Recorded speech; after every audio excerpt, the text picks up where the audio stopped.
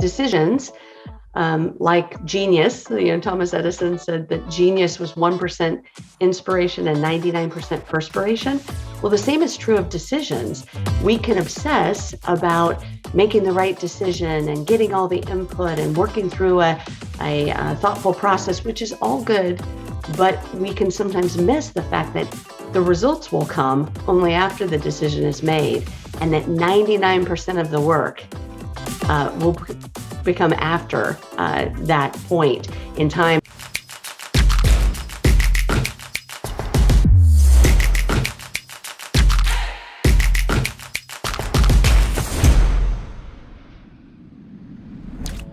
On this episode of the Creator Community, we'll meet Jennifer Davis, Chief Marketing Officer of Learfield, and now published author.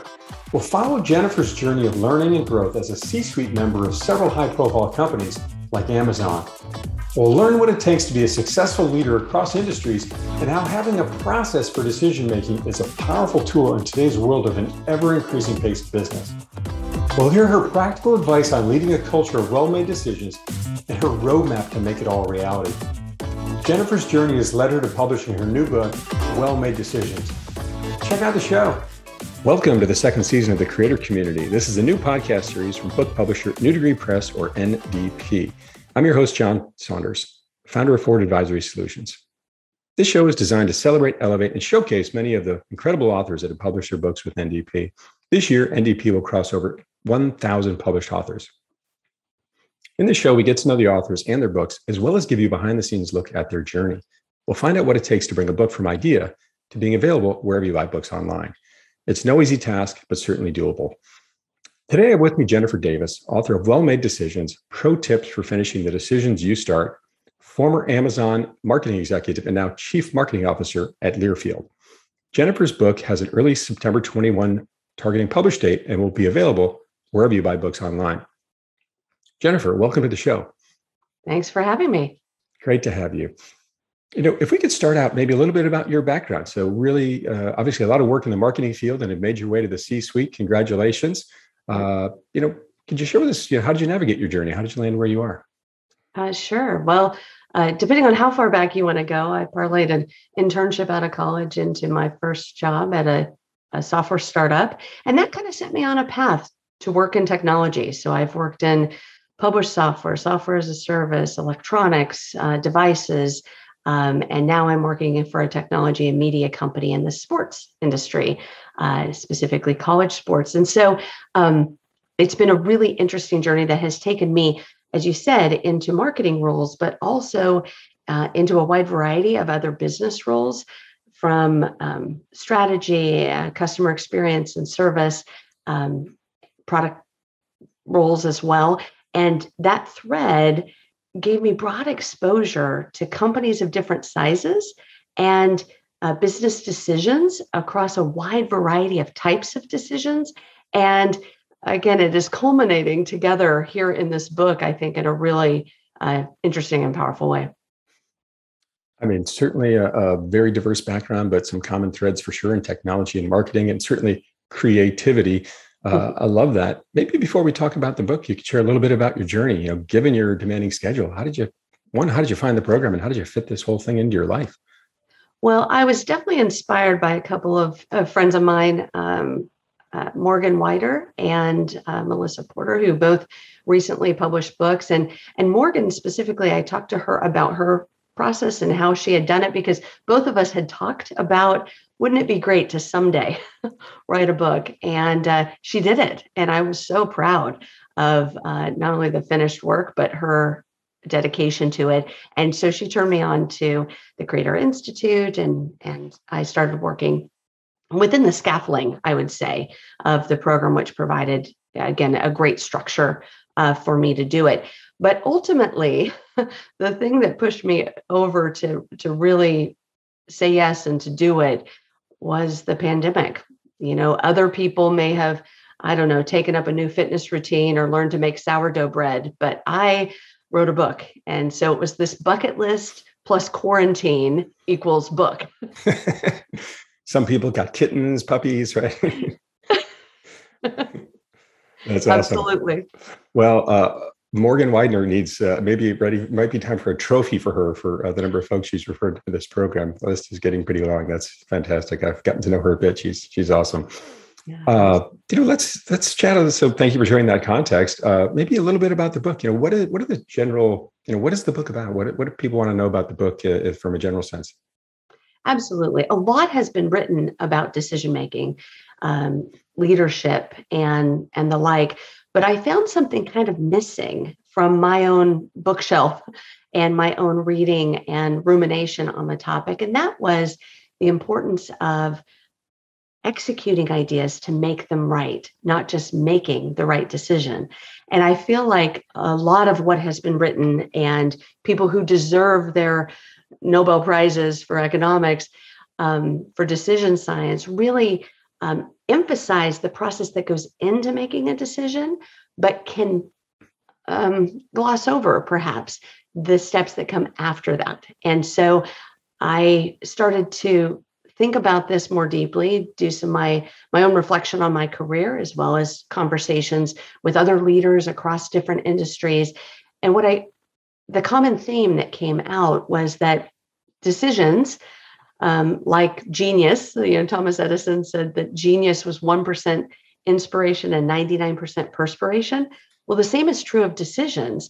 We can obsess about making the right decision and getting all the input and working through a thoughtful process, which is all good, but we can sometimes miss the fact that the results will come only after the decision is made, and that 99% of the work will become after that point in time. And so it's hopefully encouraging leaders to be empowered, to move more swiftly, and to put as much emphasis on implementation as they do on the decision itself.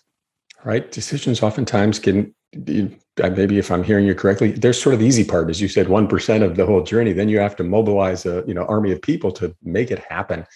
So, how do leaders create businesses that can make and implement these types of decisions, particularly as the world moves faster and faster, and we have to react much more quickly as competitive issues arise? Well, there are a lot of things that leaders can do to create the environment for high velocity decision making and the right kind of context for implementation. Several of the themes that I highlight in the book, and I won't be able to go into all of them, but is really creating a culture of candor and cooperation and high talent density that will lead to having the right people in the room to make decisions. I think that is often overlooked. The importance of writing down the strategy so that it can be socialized and so that everybody can be mobilized effectively.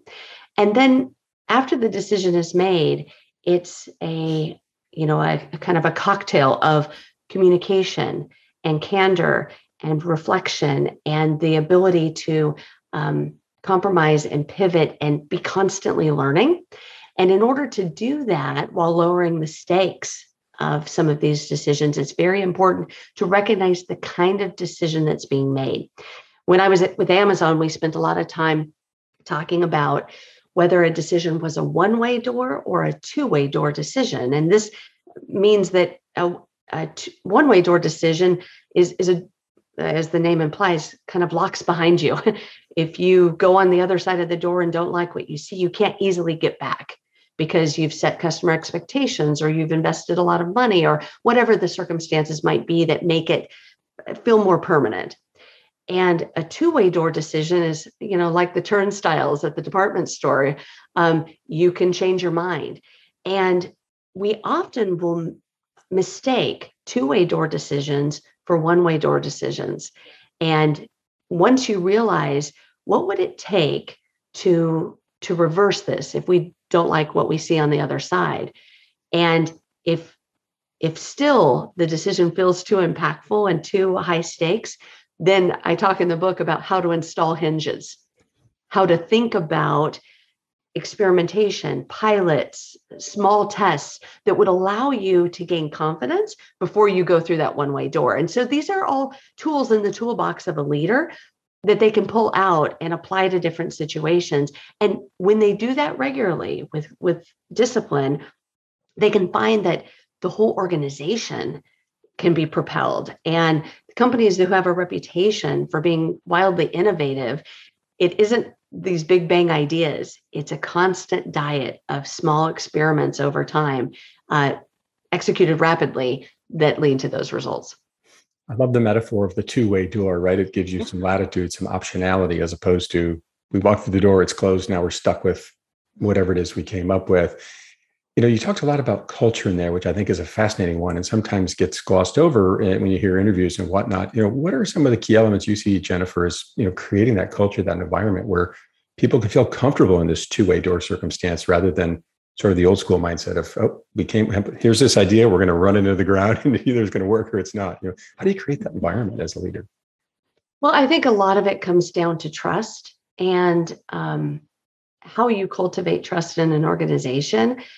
And again, from the perspective of a leader, whether that's a leader on a team or a leader of a project or the leader of a whole company, a CEO or a board of directors, it's very important to put the right people in the organization. And so I have been inspired a lot by the work that Netflix has done, thinking about high talent density in their organization and seeing that firsthand and being able to apply that in other settings. That's a really powerful kind of foundation, is to have the right people in the organization with the right skills and competencies.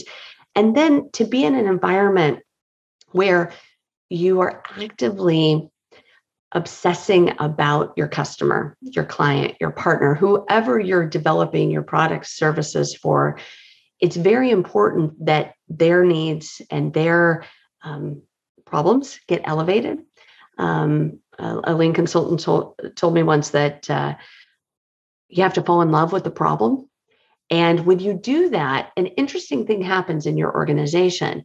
Rather than being on the opposite side of the table with a peer or a colleague or a different department or function in the organization, you can move to the other side of the table and you're facing that problem together.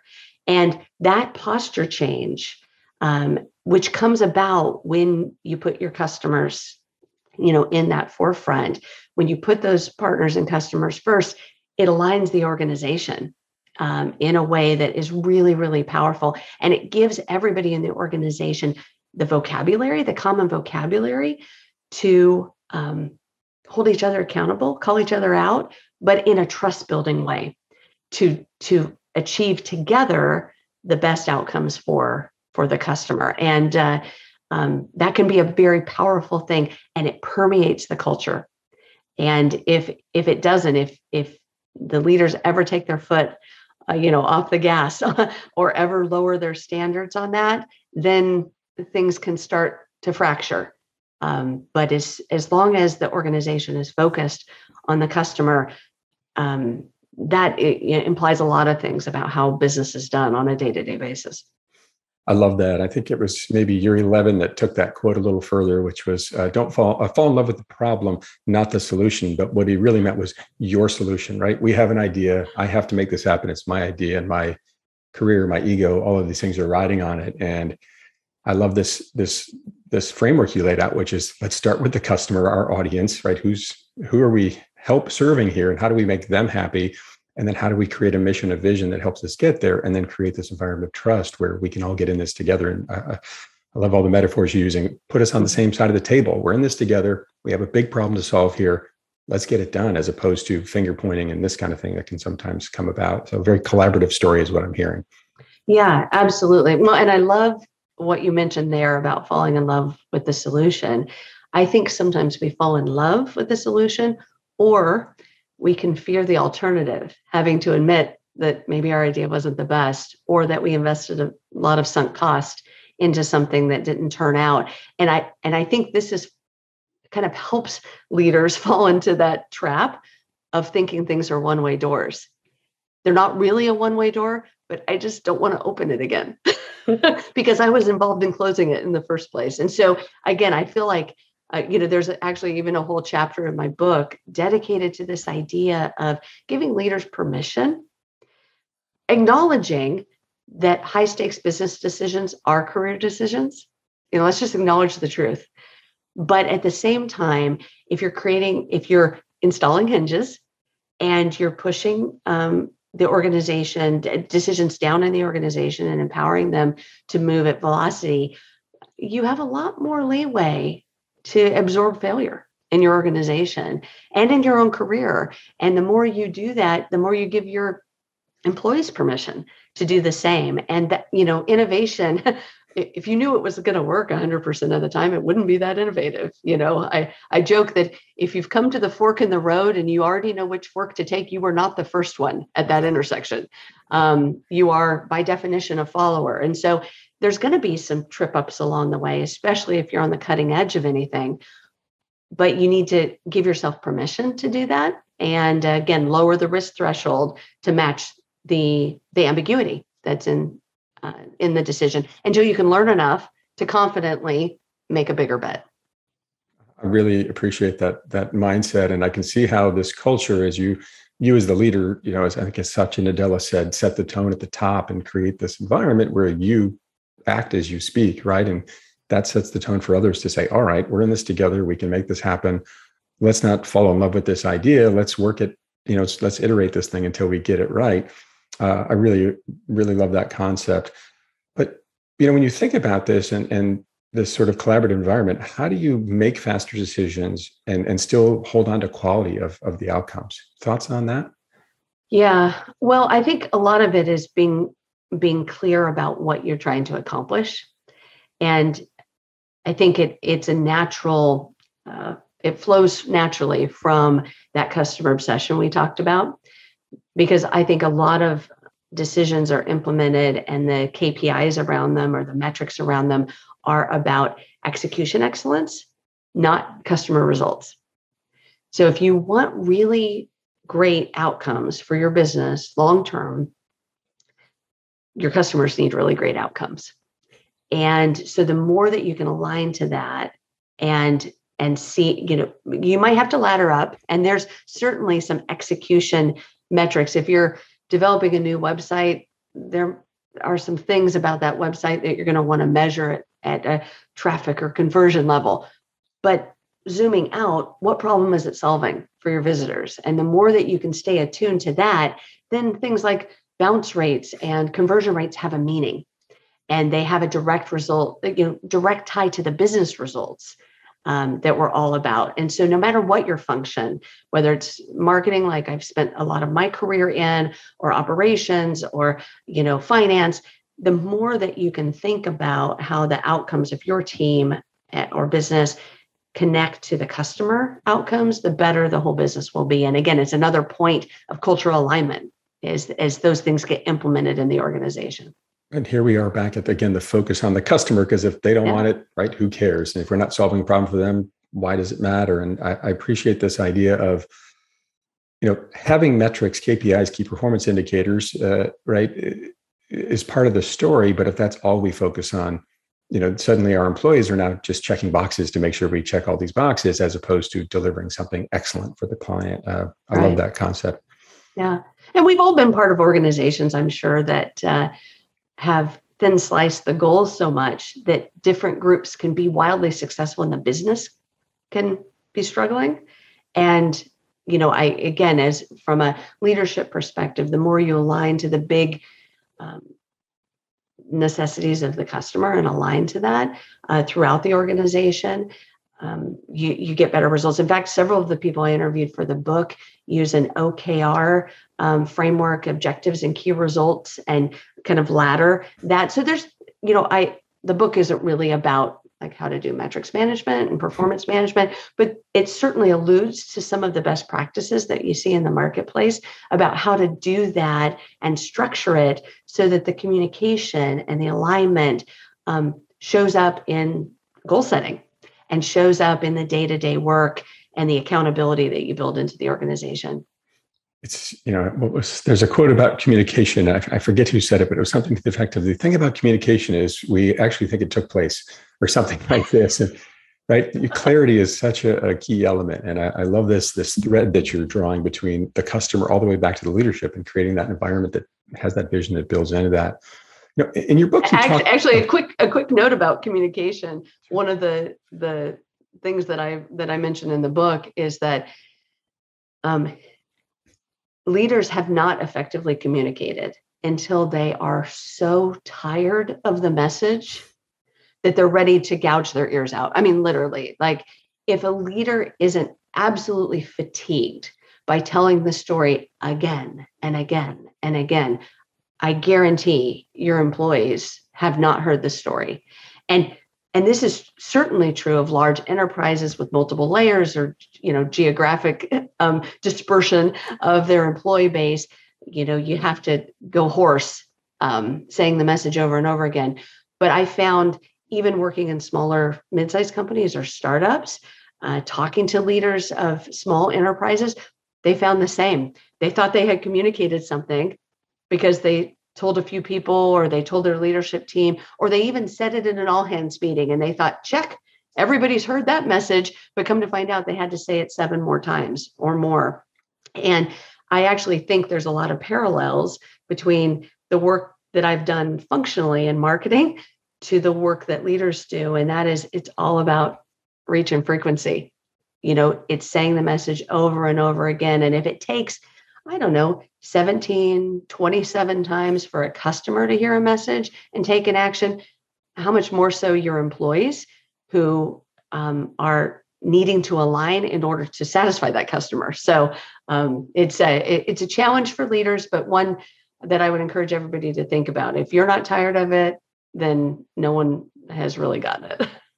There is something magical about that 7th time. And I found throughout my career on Wall Street that at least 7 times. And when I really knew it sunk in is when they would use the language back to me, right? They started to use these themes that you talked about, that you've created and perpetuated throughout the organization. Once the language starts appearing from their mouths, then I knew, all right, we're onto something here. It wasn't time to quit using it, but now it was starting to sink in, right? Yeah. You talk in the book about writing play into making and implementing decisions to deliver better results. What role does that play, Jennifer? Yeah, absolutely. I guess I should say, I'm coming to this interview from a perspective of a writer. So maybe by definition, I'm inclined to write. And that's always been a big part of my job. But I'll tell you, I had a deeper appreciation for the role that writing plays in strategy development at my time at Amazon. It's very much a writing culture, something I've since taken with me. So I know it can work in other environments because I'm using it in another environment at Learfield, but it forces a discipline of writing the idea down. And something I've used in the past, something Amazon uses a lot, is actually writing the press release for a new idea, a new product, before you write a line of code, before you do anything to implement the idea. Sit down and write the headline of the press release. And if you want to really challenge yourself, write out a quote from a fake but representative customer. And then build that into a full 1-page narrative that describes the problem, the solution, how people would get more information, how people would utilize the solution, whatever that might be. And what that does is it forces you to really crystallize what the value proposition is, what problem you're solving, not just what the solution is, but the problem. And that customer quote, which seems like it would be the easiest thing in the world to do, forces you to decide, who is our profile customer? Who is the ideal customer for this? What would their title be? What kind of company would they work for? And what will they say about our product that would compel, others in the industry to invest in this product, service, solution, business, whatever? And I find that discipline works not only for products that would be brought externally, but internal solutions as well. Process improvements and that kind of thing can be written in the same way. And at Amazon, we took it a step further, which was we would start meetings with a doc read. So literally somebody would bring that press release, or somebody would bring a 1 or 2 or 6-page document to a meeting. And everybody in the meeting wasn't assumed that they would have pre-read anything. We'll just sit in silence for 15, 30, 45 minutes until everybody reads the documents, marks it up online, or literally with a red pen in a room. And then once everybody has consumed the whole idea, then we can have a meaningful discussion. And what I found that did, as strange as it was the first few times to just kind of sit in silence and all be reading together. All your peers. It's kind of a surreal experience the first few times. But what that does is it leads to a quality of input and a quality of discussion that you just don't get in a slide-by-slide charismatic leader presenting PowerPoint. You just don't get there because people haven't consumed the whole idea and taken it all in. And it led to really interesting downstream impacts around inclusion and diversity of voice, because the extroverts in the room can contribute, but so can the introverts. And everybody can make their voice heard, either in the meeting by speaking up or by, listing questions or ideas or corrections in the document and giving back that to the author. And plus, anybody could author a document. So ideas didn't need to come just from the top. They could come from anywhere and be bubbled up in the organization. And so that imprinted on me powerfully. And now I'm sure my colleagues now kind of chuckle when they say, oh, I'm going to have a meeting with Jennifer. There'll probably be a document where at least she's proposed something, and then we can talk about it. And in that, we can actually push things forward faster and we can get aligned. And then you have this document that describes what you were going to go do and why you were going to go do it, which is very powerful for like cascading through the organization for implementation and to course correct along the way, because you have then documented your assumptions. You've documented the problem. You've documented what you thought it would take to solve that problem.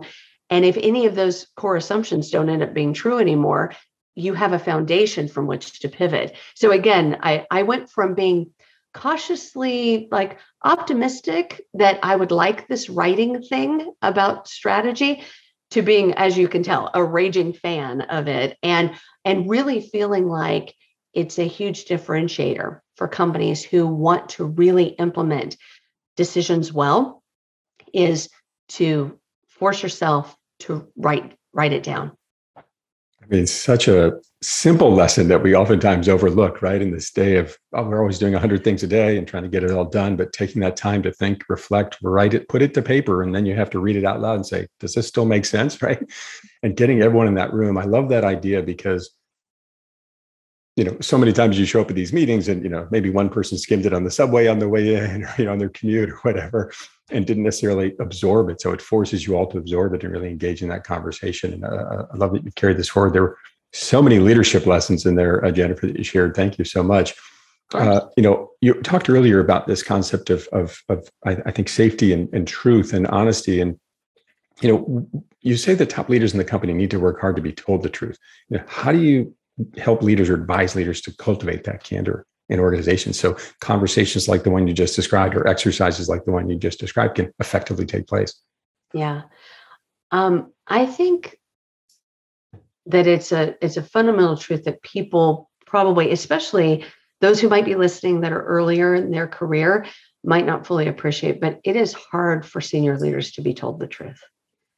Often they have to work hard to get people to really disclose what's happening in the organization or give them kind of an unvarnished picture. And I hope it's not that anybody intends to lie or mislead or, there's unethical things going on. It's just that everybody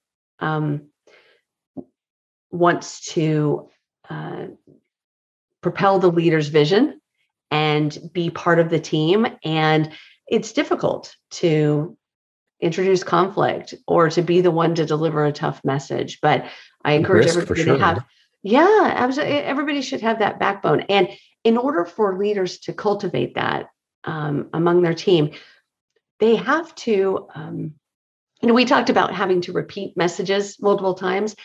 So you have to kind of live out the strategy loudly in order to have it take hold in the organization. That is the exact same thing about cultural change as well. If the organization doesn't have a rich tradition of speaking truth to power and having candid conversations up the organization. The leader may need to help facilitate that. And I give in the book several kind of tactics that people can use. One is just being vocal about their own failures and being honoring feedback that's given in a very public way. Not so I like, just in my own experience, when people have come to me with a problem, I've thanked them personally with it, and I've asked them, like, how can I help? How can I be a part of moving this forward? Do you need help, or are you just giving me visibility? If they need help, I actually make a big deal of letting people know that this was brought to my attention, and I take it really seriously, and I consider it I admit to the failures on my part to make this happen, and what can we do about it? And again, let's put the problem over here. Let's get on the same side of the table and tackle it together. And if you just show up with that kind of humility, you're more likely to be told the truth. And then there's some other things that we can do to take the pressure off telling the truth. And one of the tools that I go into detail about is called a pre-mortem. Usually when people engage in a project, especially a high stakes project, it's not uncommon for them to do a post-mortem or retrospective afterwards, a post-action report to say what happened, where were our assumptions wrong, what results did we achieve. I find it really useful and enlightening to do a pre-mortem, which is get that implementation group together ahead of time with the strategy and say, if we are to be successful or if we are to fail, why? And fill the whiteboard with ideas. And again, what's wonderful about that is no one's failed yet. No one's succeeded yet. So no one needs to be defensive. We can start saying it would fail because we haven't figured out the right value proposition for the customer. We aren't investing enough in marketing. We are beat to market by a competitor. Just throw all those horrible scenarios up on the wall. And then you can, as a team, prioritize the ones that are most likely to happen based on the assessment of the group. And then you can put risk mitigation plans in place.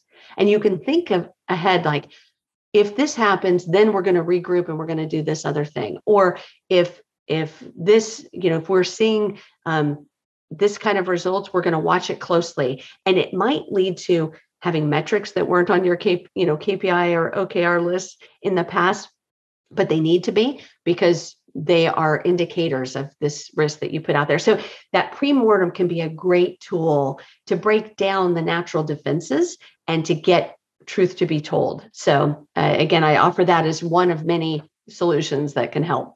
It kind of ties back to this idea of writing your press release, right? Like, what is it? What do we want to see at the end of this thing? What it really makes me think of is a lesson I learned in sports many years ago, which is, I think I learned it from Jack Nicklaus's book on golf, which is, visualize the shot, if you will, before you hit it. What if it lands here, lands there, whatever, and what are the outcomes? So how do we need to avoid this or that? And it sounds very much like that, but of course takes a much longer runway than hitting a golf shot to execute what you're talking about. I don't know. I'm not a very good golfer, so it would probably take me just as long. But the other thing that I really appreciate about this, and you've touched on it a bit, is when you go through these exercises of visualizing the end game and servicing, providing something of high value that the customer wants, it also allows you to then evaluate, all right, do we have the systems and processes in place to execute on this, right? Any thoughts or stories around that? Because I feel like you've touched on this, but I'm curious your thoughts on how you then take that lens and say, look at the execution lens. Absolutely. And I've certainly been in many roles just personally in my career where I've had responsibility for implementing big pieces, whole parts of big corporate strategies. And what is interesting about that is if you, as Stephen Covey says, begin with that end in mind and kind of work back from that press release vision, you do end up identifying the gaps. And so then what I'm hoping is that through the encouragement of this book, people put as much emphasis on building those implementation systems. So I've certainly seen places where a big vision lacked people, lacked process, lacked infrastructure. We didn't have the system. We couldn't do the software. And what that becomes is another illustration that is kind of throughout this book, and that is decisions lead to decisions. So you have this big corporate strategy, but then it boils down to what's our marketing piece of that, for instance. And we don't have a mechanism to pass leads to sales in the way that we would like, or we don't have a mechanism to communicate to customers in the way we would like, or whatever. And so then you're like, okay, how can we install a hinge on that decision? Do we hold the thing until we can have the big bang solution? Or do we do a manual process as we're learning how to do that? And then we're going to grow it. So you find that same kind of mindset works at the top level of the organization and at every level in the organization as people think about, how do I solve this problem? How do I move forward in a high velocity way with some key learning objectives in mind? And then over time, we can get it to scale. And that's what you see in high velocity organizations that innovate a lot, is that kind of layering, if you will. And actually, it's interesting because even in the design of the cover of the book, which was an interesting exercise in itself, I tried to illustrate that this idea that work streams come together into kind of a decision point, and it's illustrated by kind of a knot in the center of the book. And then from there, the work streams span out, and it illustrates this idea that a decision doesn't tie things together and ensure your success. It actually is a starting line of a lot of work streams and follow-on decisions, and the army that has to be mobilized, as you said, and all of the results that can be achieved at small and big levels are after that decision. And it was really interesting when I sent out the cover concept, as I started narrowing that down out on social media and to my author communities, I got quite a few people who just saw the title of my book, Well-Made Decisions, saw the graphic and suggested, and again, I really appreciated the engagement, but they suggested that I flip it, that I make this messy process kind of come to a conclusion and then smooth out. It's smooth sailing after a decision is made. And I just chuckled to myself. I was like, I can't wait for them to read my book because that maybe they'll realize that the only smooth sailing was in this, decision-making process where you could control some of the inputs. After that, it is the wild yonder of a whole organization implementing that strategy, making decisions every day, and learning along the way. And so if the implementation of decisions feels a little messy, no matter how organized and buttoned up you are, you're probably doing it right. It's never a linear line, is it, to get things from idea to actually finished product? And I love this idea that you keep alluding to or talking about under well-made decisions, which is, one, having a process to make decisions and then permeating that throughout your culture. And having that vision, because then as employees, so many times you think, oh my gosh, I've got all these things I need to do to execute my job today. But if something comes up that's sort of a wrinkle for me, how do I think about it? And you can lean back on that vision and this decision-making process. I find that absolutely fascinating, and what a brilliant way to put it together. So you talked a little bit about humility, Jennifer. I'd love to get into maybe humility for you. We've talked about some of your best made decisions. Maybe there's another one you'd like to share. Maybe you could share an example of some that didn't go your way. Yeah, I would say the common theme of those is taking your eye off the customer. I've been a part of many, many product decisions in my career, and one that comes to mind as an example of one that had such promise, but was really misfounded. We were working on a product that was in the home theater space, bringing some new technology. And we had heard from our channel partners, our resellers and dealers, as well as just industry press, that there was a need for a really high quality 3D video solution. And we put our best people on it, and very clever people who understand optical science and understand video signal processing. And we invented really an exceptional 3D video product for the home. Awesome viewing experience. It was so fun to demo. People would put these lightweight glasses on and they would have this immersive experience. It was wonderful. Come to find out, that wasn't really a need that customers had. It was something that wasn't going to be an enduring trend. And as a result, we put a lot of energy into something that was a great solution for a problem that really very few people expressed a need for. And that could have been knowable. And so from that experience, I spent a lot more time deeply understanding the problem and before trying to solution it, which is hard to do when you're an idea generator person. Me and many people that I've worked with in the past have been like wonderful solutioners, if you will, but you can't go there. You have to really start with the problem. And the more time you can spend on that, really understanding that at a deep level, you can advocate better for the customers throughout. You're going to make the right choices about interface design and pricing and the like, because you're going to deeply understand the context of the customer. So yeah, certainly the book is filled with some success stories, I hope, but also some learn from my mistakes opportunities as well. Yeah, I appreciate you sharing that candid story about, one that didn't work. And Right. How did the process play a part in identifying that it wasn't working? Was it simply lack of demand from the customer, or was it something you were able to identify otherwise? Well, I think for me, it was kind of a stark gap, a stark contrast between the industry accolades that we were winning and the feedback we got from people who had experienced what we were doing and the overall results of the product. And so, and kind of the lack of customer demand to expectation. And to me, it indicated that people could appreciate it, but didn't need it. And I think there's probably, technology companies are prone to this, but other industries probably as well. This, idea of there's a novelty to it, or it's a good, it's considered a good idea, but there's a lot of good ideas that don't deliver great results. So how good were they really? And so changing the definition of the problem to be solved isn't just bringing something new to market or being innovative, but actually solving a real customer need is the start of it all.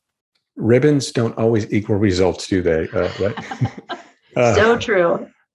So thinking about this journey as a whole, and Jennifer, you shared so much and so many great lessons throughout the book. Maybe a bit about the journey. Have there been any unexpected positive results you found just from the simple act of going through this exercise of bringing a book from idea to available online? Yeah. Oh, so many. One is looking back, I was confident but skeptical that it would be pulled off in this time frame. Thankfully, I had some, as I said earlier, some scaffolding and structure to lean on, which proved to be very, very useful to me. The work of my developmental editor and different, editorial resources made available by New Degree Press were instrumental in this. So I think one was just, wow, okay, it can be done, even with, full-time job and full-time family and full-time life. You can do this thing if you're passionate about it. The second, which was an interesting surprise, interesting observation that I made, was I wondered if by the end I would be tired of this topic. And I would have explored it fully and never wanted to talk about it again, done that, because I feel like I really put myself through graduate school in decision-making this, past year, not only reflecting on my own experience, but interviewing and reading and, doing research. It's been an immersive, I've thrown myself into this topic of decision-making. And now I'm coming out of that creation process. And I'm as in love with this topic as I was at the start, probably even more so because I've immersed myself in the understanding of the impact that it has, not only on businesses and industries, but on individuals and careers. And so again, I'm more passionate coming out of this than I was even going into it. And I don't think I would have predicted that. The press release early on didn't match the end one, I guess is what I'm hearing. The one you predicted coming out of it, I'm going to be tired of figuring out this decision idea. But in fact, it sounds like you've fallen more in love with it and that you've and in fact, probably, I'm guessing, grown and found ways to make better decisions for yourself and your company. That's fantastic. 100%. And even I've been at Learfield for 4 months. I've even found opportunities to apply the lessons of the book for some major decisions that we've made around branding and around organization design. I've been able to apply, the lessons that I've learned and relearned in this process, to my day work as well. And so I again have gained confidence of the power of them because I've been using them myself. The applications are ready and willing and able to be used and applied today. That's fantastic. So maybe taking a step back from the book to kind of close this conversation out, which has been fantastic, filled with so many great lessons. Is there a key lesson or message you hope that readers can take away from this book after they read it? I hope it's one of empowerment. I know that sounds a little interesting because decisions themselves can have such an ominous, definitive myth built around them. This myth of the solitary decision maker who is emerging with the right decision, and the results are, all but guaranteed because we pick the right strategy. In reality, it's an iterative process, and it's one that's very human, with humans working with humans to get things done on behalf of humans. And so it has all the messiness that is implied in that.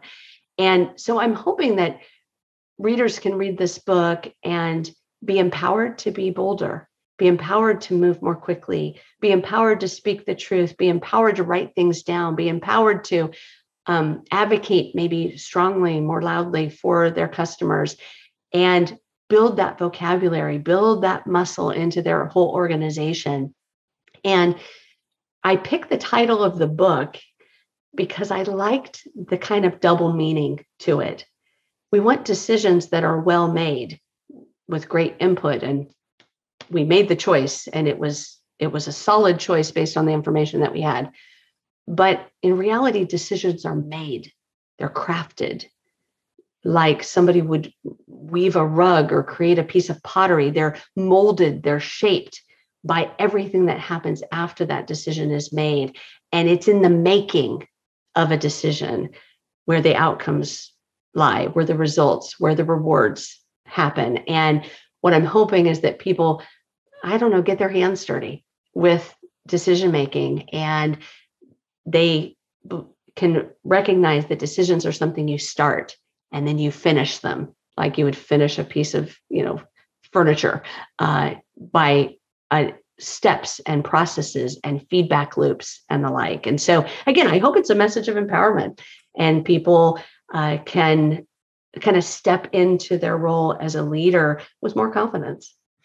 A message of empowerment, understanding, and I'll say accepting that decision-making is a messy circumstance. It's never clean and as clean as you want it to be. But the fact that you've laid out a roadmap and a set of processes to make it happen, I think is just fantastic, and so many applicable lessons for leaders of all levels to take forward and build and improve upon their cultures. What a great message, Jennifer. Thanks for sharing it. If people want to learn more about you in their book, where might they go? So I have a website at wellmadedecisions.com. I'm also on LinkedIn and Instagram and Twitter. And I know you'll share out some of the handles, and those are on the website as well. The website is a great place to learn not only about the book and stay current to the latest information about publishing, but there's a blog on there where I share part of this author journey. And I even have a resources section with other books and blogs and resources that have been inspirational to me in this topic of decision making. So I encourage everybody to be not only a practitioner, but a student of decision making. So hopefully those things are useful to others as they've been to me.